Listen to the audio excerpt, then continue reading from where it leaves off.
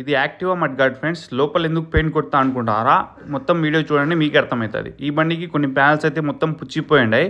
So మనం replace చేస్తున్నాము. Customer budget చాలా లో ఉండడం వల్ల మనం తెచ్చి వేసింది లోకల్ పార్ట్లు. ఈ లోకల్ పార్ట్లకి ఏంటంటే లోపల అనేది పెయింట్ అనేది సరిగ్గా వేయరు వాళ్ళు.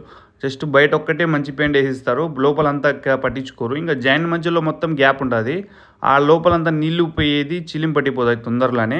వేసిన తర్వాత కొద్దిగా 6-7 నెలలకే మొత్తం చెడిపోతుంది ఫ్రెండ్స్ మడ్గార్డ్ అనేది. సో దాని లైఫ్ పెంచేదానికే ఈ విధంగా నేను పెయింట్ అయితే కొడుతున్నా. స్ప్రే క్యాన్ అనేది దొరుకుతుంది 100-120కి. సో దీనివల్ల కొట్టడం వల్ల బెనిఫిట్స్ ఏంటంటే పార్ట్ అనేది తొందరగా పుచ్చిపోదు. ఇంకా వాళ్ళు ముందే లో బడ్జెట్తో వేసుకుంటారు, వేసిన పార్ట్ మళ్ళీ తొందరగా చెడిపోకుండా ఉంటుంది అని చెప్పి నేను కొడుతున్నా.